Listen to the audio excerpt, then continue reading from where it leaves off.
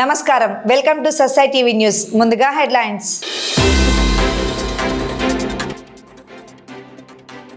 నంద్యాలలో ఘనంగా భారత మాజీ రాష్ట్రపతి డాక్టర్ నీలం సంజీవరెడ్డి 114వ జయంతి వేడుకలు.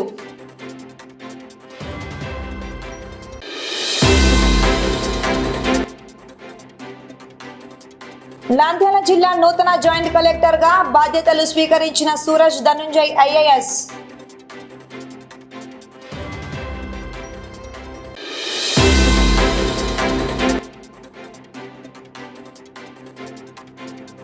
నంద్యాలలో సింగిల్ యూజ్ ప్లాస్టిక్ పై సంపూర్ణ నిషేధం.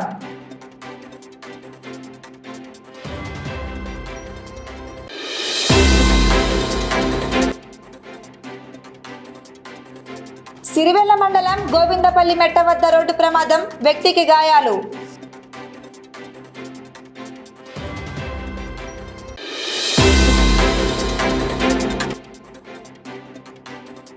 నంద్యాల వ్యవసాయ మార్కెట్ యార్డులో జరుగుతున్న ఘోరంపై ప్రభుత్వాన్ని నిలదీసిన భారతీయ కిసాన్ సంఘ్ నేతలు.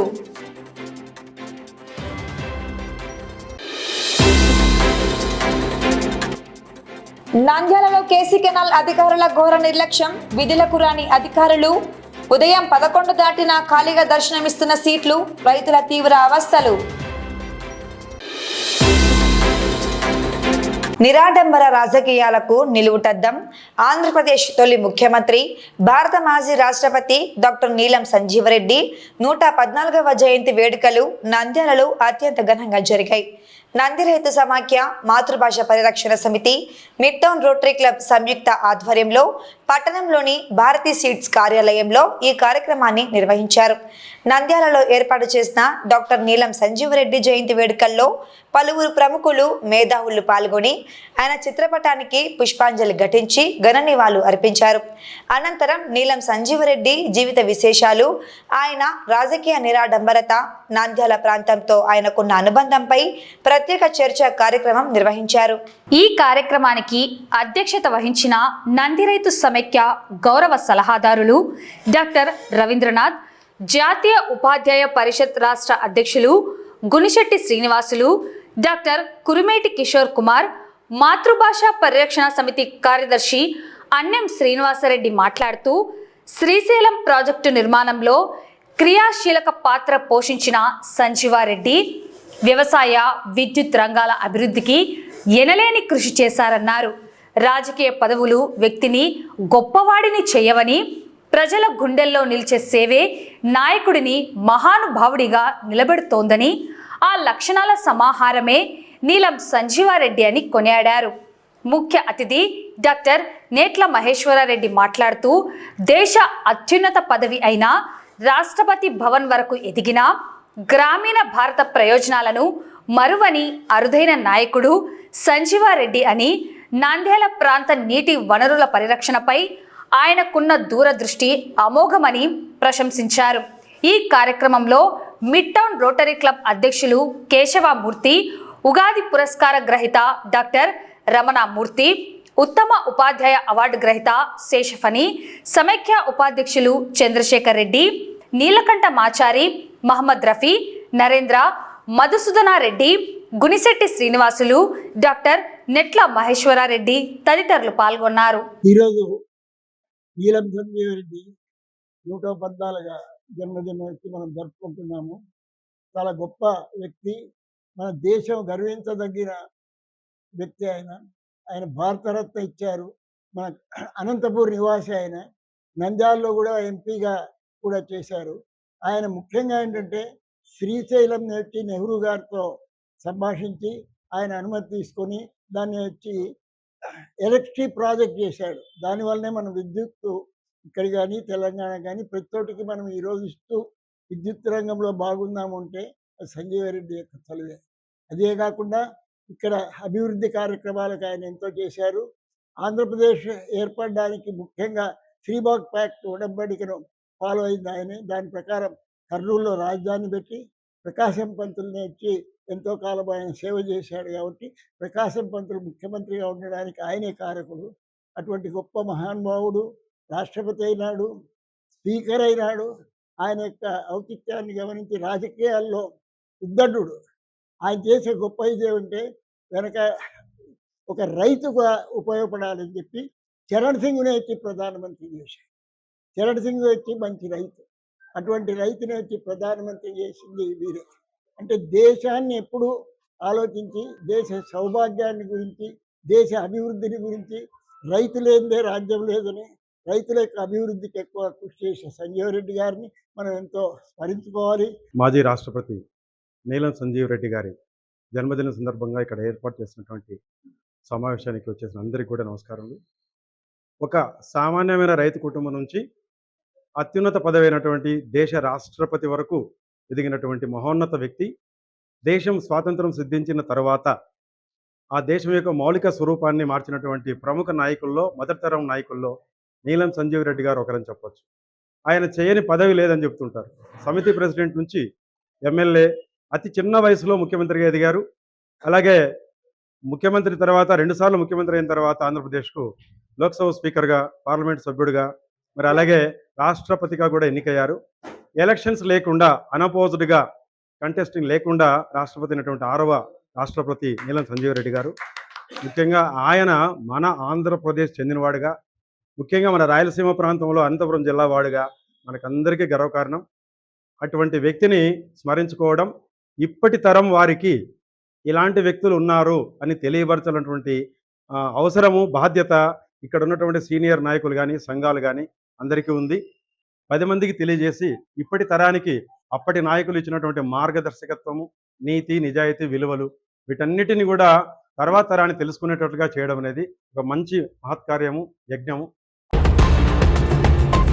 నంద్యాల జిల్లా నూతన జాయింట్ కలెక్టర్గా సూరజ్ ధనుంజయ్ పదవి బాధ్యతలు నేడు స్వీకరించారు.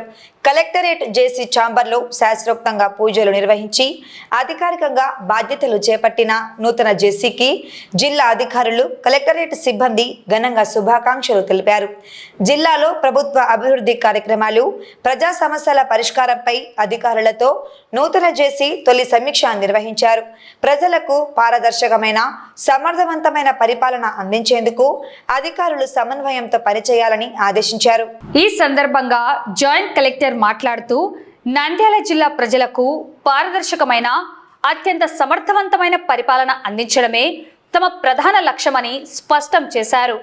ప్రభుత్వ ఆశయాలకు అనుగుణంగా ప్రజల సమస్యలను త్వరితగతిన పరిష్కరించేందుకు అన్ని శాఖల అధికారులు ఒకరికొకరు సమన్వయంతో బాధ్యతాయుతంగా పనిచేయాలని ఆయన దిశానిర్దేశం చేశారు.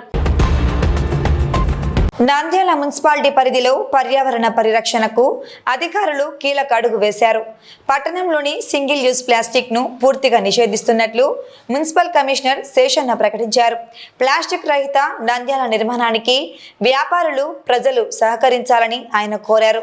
నంద్యాల పట్టణంలో పర్యావరణ పరిరక్షణకు అత్యధిక ప్రాధాన్యత ఇస్తున్నట్లు మున్సిపల్ కమిషనర్ శేషన్న తెలిపారు. ఇందులో భాగంగానే సింగిల్ యూజ్ ప్లాస్టిక్ వినియోగాన్ని మున్సిపాలిటీ పరిధిలో పూర్తిగా నిషేధించినట్లు స్పష్టం చేశారు. ప్రత్యామ్నాయంగా ప్రస్తుతం మార్కెట్లో అందుబాటులో ఉన్న పలు రకాల బయోగ్రేడబుల్ ప్లాస్టిక్ బ్యాగులు, ప్లాస్టిక్ బాటిళ్లను ఆయన పరిశీలించారు.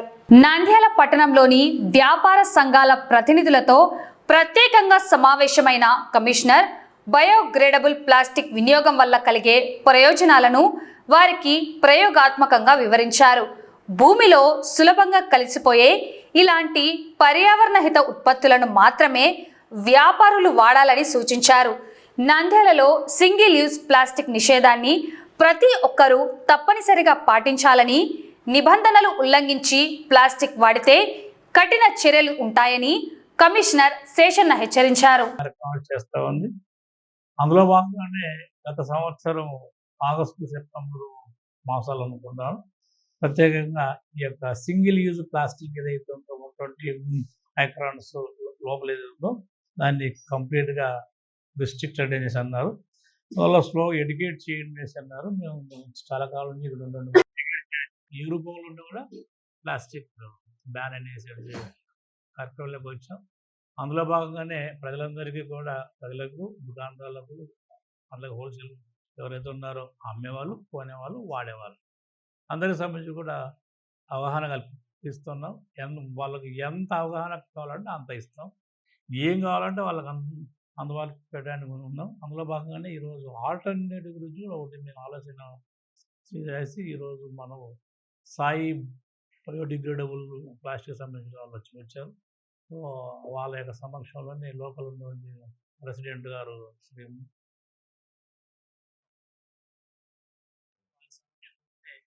సో ప్లాస్టిక్ నాన్ ప్లాస్టిక్ ఏది డిగ్రేడబుల్ ఏది కాదనేసి ఇందాకనే ప్రింట్ అండ్ ఎలక్ట్రానిక్ వారు ముందు కూడా డెమో ఇచ్చాం.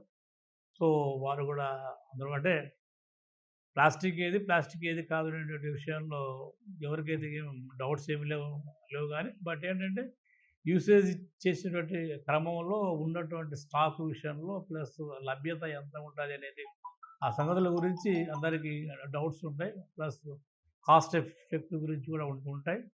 సో ఏదైనా కానీ సిస్టంలోకి వచ్చేటప్పుడు కొంత ఇదిగా ఉంటుంది. సిస్టంలోకి వచ్చి అలవాటు అయినాక దానికి సంబంధించి ఎలా ఏంటి అన్నీ వస్తాయి. సో మేము మా సైడ్ ఇక్కడ నుంచి మున్సిపాలిటీ సైడ్ నుంచి స్పష్టంగా చెప్పేది ఏంటంటే సింగిల్ యూజ్ ప్లాస్టిక్ అనేది స్లోగా డౌన్ కావాలి, డిగ్రేడబుల్ ప్లాస్టిక్ ఏదైతే ఉందో అది అప్ కావాలి. సో దానికి సంబంధించి మేము ప్రమోషన్ తీస్తున్నాం.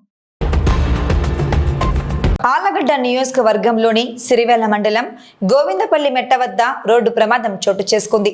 రుద్రవరం నుంచి నంద్యాలకు వెళ్తున్న ఆర్టీసీ బస్సు గోవిందపల్లి మెట్ట బ్రిడ్జి కింద నుంచి కామినేనిపల్లె రోడ్డు వైపు వెళ్తున్న పెద్ద సిద్ధయ్య ద్విచక్ర వాహనాన్ని ఢీకొట్టింది. ఈ ప్రమాదంలో పెద్ద సిద్ధయ్య గాయపడ్డాడు. ఘటనను గమనించిన స్థానికులు వెంటనే స్పందించి క్షతగాత్రుడిని 108 అంబులెన్స్ లో నంద్యాల ప్రభుత్వ ఆసుపత్రికి తరలించారు. పోలీసులు కేసు నమోదు చేశారు. రైతు గుండె రగులుతోంది. అన్నదాత కడుపు మండుతోంది. రెక్కలు ముక్కలు చేసుకొని చెమటోడ్చి పండించిన పంటను అమ్ముకునేందుకు రైతుకు నీడ లేకుండా చేస్తున్నారు. నంద్యాల వ్యవసాయ మార్కెట్ యార్డులో జరుగుతున్న ఘోరంపై ఇప్పుడు అన్నదాతలు రోడ్డెక్కారు. కోట్లాది రూపాయల విలువైన మార్కెట్ యార్డు స్థలాన్ని ఓ రాజకీయ పార్టీకి దారాదత్తం చేయడం ఏంటని నిలదీస్తున్నారు.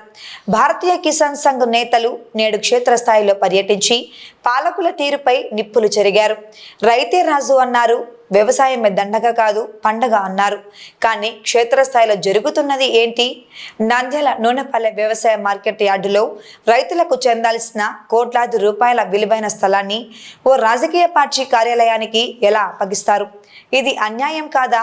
ఇది అన్నదాతల నోట్లో మట్టి కొట్టడం కాదా అని భారతీయ కిసాన్ సంఘ్ నేతలు నినాదిస్తున్నారు. భారతీయ కిసాన్ సంఘ్ అధ్యక్షుడు ఉమ్మడి సహదేవారెడ్డి ఆధ్వర్యంలో నేతల బృందం నేడు నంద్యాల టెక్కే నూనెపల్లె మార్కెట్ యార్డులను అంగుళం పరిశీలించింది. అక్కడ ఉన్న పరిస్థితులను చూసి వారి గుండె తరుక్కుపోయింది. రైతులకు అండగా ఉండాల్సిన మార్కెట్ యార్డులు నేడు నిరుపయోగంగా మారిపోయాయి. రైతులు తమ పంటను అమ్ముకోవడానికి నీడలేక మద్దతు ధర లేక అల్లాడిపోతుంటే పాలకులు మాత్రం మార్కెట్ యార్డు స్థలాలపై కన్నేశారన్నారు. రైతులకు న్యాయం చేయాల్సింది పోయి వారు పంట దాచుకుని అమ్ముకునే స్థలాలను రాజకీయ పార్టీ ఆఫీసులకు రాసిస్తారా? 2 ఎకరాల ప్రభుత్వ భూమిని, అది మార్కెట్ యార్డ్ భూమిని పార్టీకి ఇవ్వడం వెనుక ఉన్న ఆంతర్యం ఏంటి? నంద్యాల మార్కెట్ యార్డును నిర్వీర్యం చేసేశారు. రైతులకు జరుగుతున్న ఈ అన్యాయాన్ని కిసాన్ సంఘ్ తీవ్రంగా ఖండిస్తోంది. ఈ స్థలాన్ని వెంటనే వెనక్కి తీసుకోకపోతే రైతాంగం తరపున పెద్ద ఎత్తున ఉద్యమిస్తామని భారతీయ కిసాన్ సంఘ్ అధ్యక్షుడు ఉమ్మడి సహదేవారెడ్డి పేర్కొన్నారు. పాలకులారా, కళ్ళు తెరవండి. రాజకీయం కోసం రైతుల పొట్ట కొట్టకండి. కోట్లాది రూపాయల విలువైన మార్కెట్ యార్డ్ భూమిని కాపాడాల్సిందేనని నంద్యాల నూనెపల్లె వేదికగా కిసాన్ సంఘ్ నేతలు సమరశంఖం పూరించారు. మరి ఇప్పటికైనా అధికారులు, పాలకులు స్పందిస్తారా లేదా అన్నదాతల ఆగ్రహానికి గురవుతారా అనేది చూడాలి. ఈ కార్యక్రమంలో భారతీయ కిసాన్ సంఘ్ రాష్ట్ర కార్యదర్శి కిసాన్ మహేష్ రెడ్డి, జిల్లా అధ్యక్షులు గడ్డం అంకాల్ రెడ్డి, కడప జిల్లా కార్యదర్శి సుబ్బారెడ్డి, చాగలమర్రి మండల అధ్యక్షుడు పాములెట్టి పాల్గొన్నారు. అందరికీ నమస్కారం. నా పేరు ఉమ్మడి సహదేవరెడ్డి. నేను భారతీయ కిసాన్ సంఘ్ రాష్ట్ర అధ్యక్ష బాధ్యతలో నిర్వహిస్తున్నాను. ఈరోజు నంద్యాల మార్కెట్ యార్డులను పరిశీలించడం కోసం ఇక్కడ రావడం జరిగింది.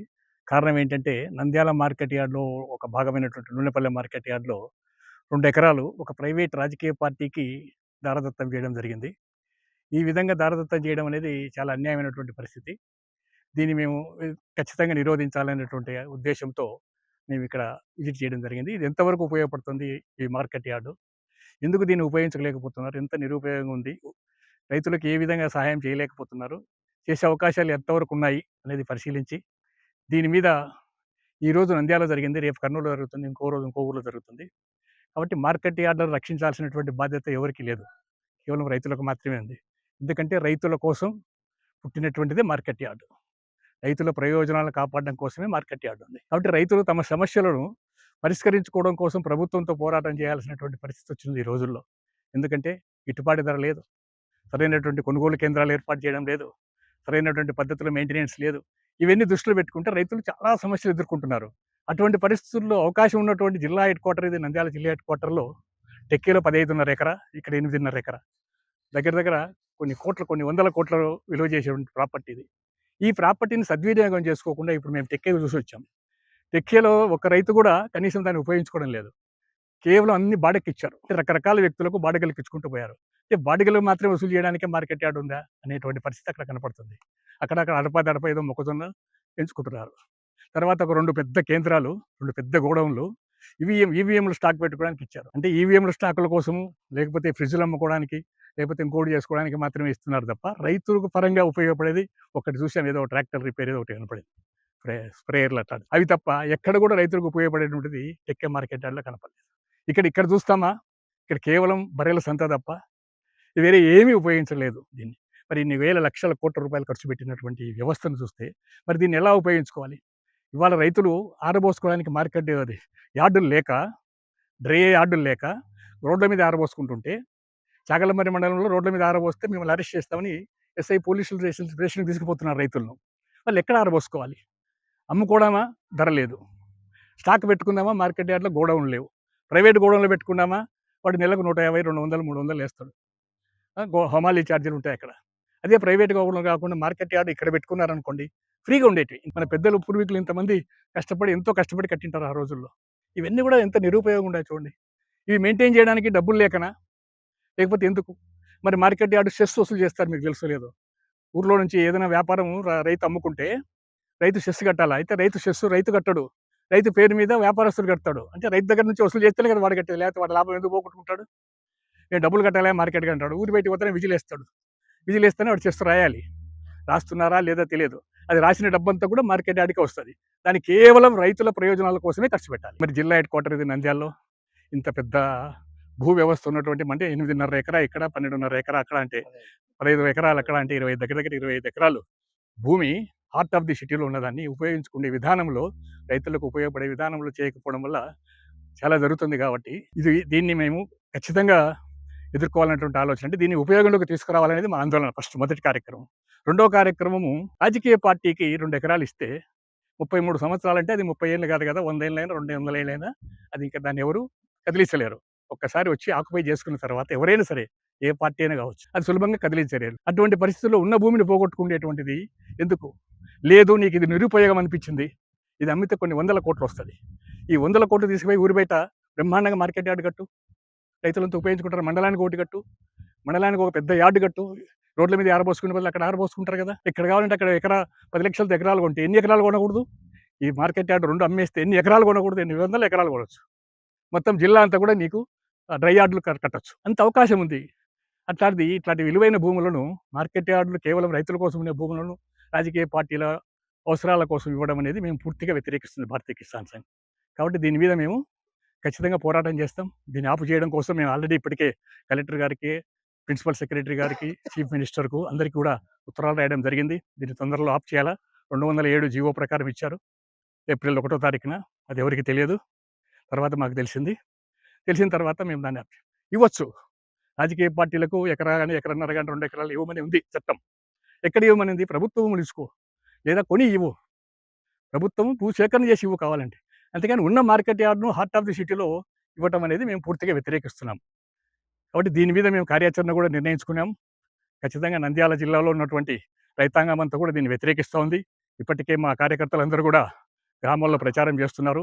మనకు ఉన్నటువంటి ఆస్తిని పోగొట్టుకుని, ఇది సొంత ఆస్తి కింద లెక్క. ఇది మాకు, ఇది ప్రజల ఆస్తి కాదు, ఇది కేవలం రైతుల ఆస్తి. ఇది ప్రజలందరికీ, పౌరులకు అందరికీ సంబంధించిన ఆస్తి కాదు. అది కేవలం రైతులకు సంబంధించిన ఆస్తి కాబట్టి రైతులే దీని మీద మనం క్వశ్చన్ చేయాలి కాబట్టి అందరం కూడా ప్రచారం చేస్తున్నారు.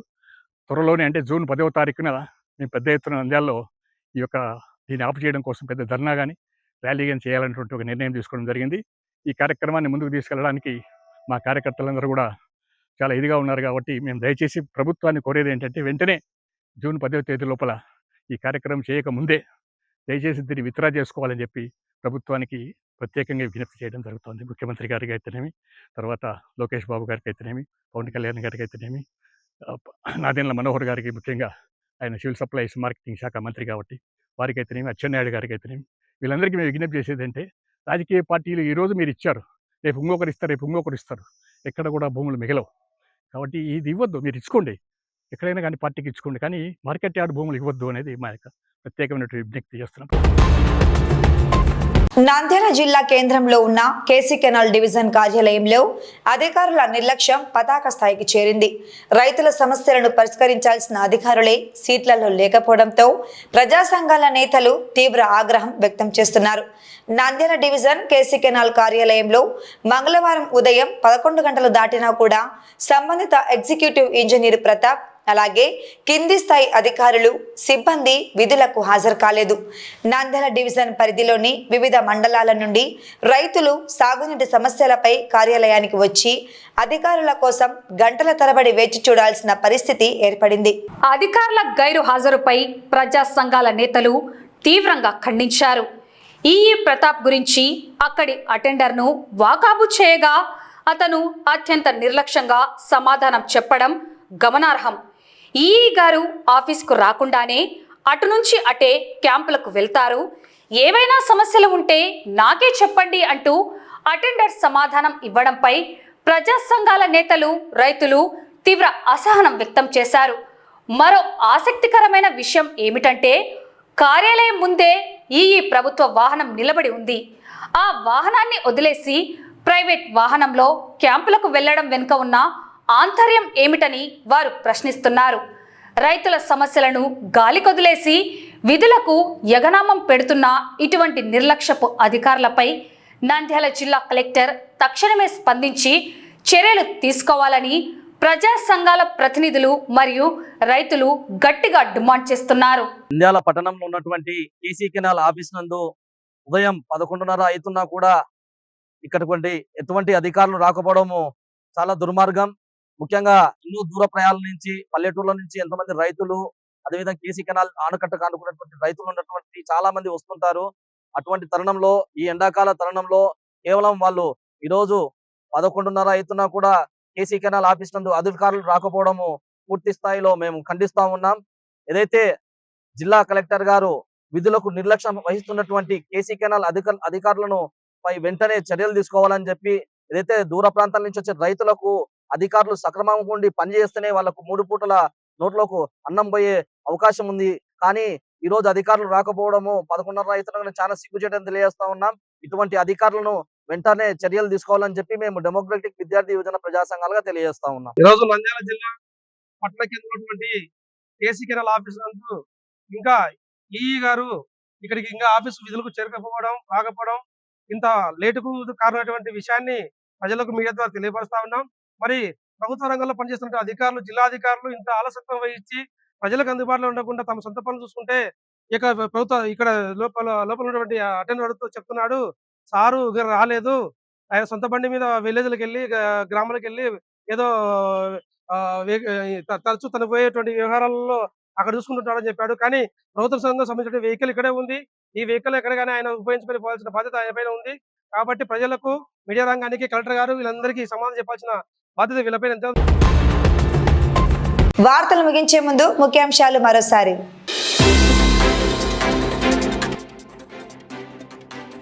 నంద్యాలలో ఘనంగా భారత మాజీ రాష్ట్రపతి డాక్టర్ నీలం సంజీవరెడ్డి 114వ జయంతి వేడుకలు.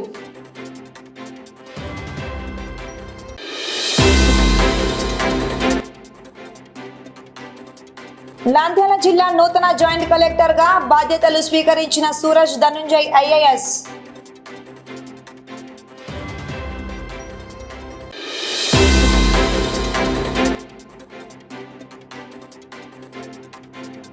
నంద్యాలలో సింగిల్ యూజ్ ప్లాస్టిక్ పై సంపూర్ణ నిషేధం.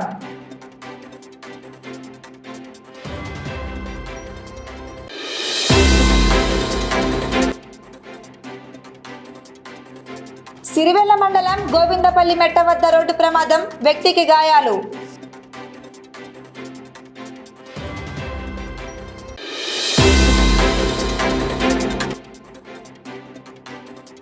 నంద్యాల వ్యవసాయ మార్కెట్ యార్డులో జరుగుతున్న ఘోరంపై ప్రభుత్వాన్ని నిలదీసిన భారతీయ కిసాన్ సంఘ్ నేతలు.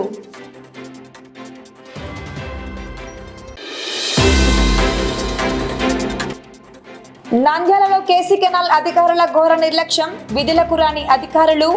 ఉదయం 11 దాటినా ఖాళీగా దర్శనమిస్తున్న సీట్లు, రైతుల తీవ్ర అవస్థలు. ఈ వార్తలు ఇంతటితో సమాప్తం. నమస్కారం.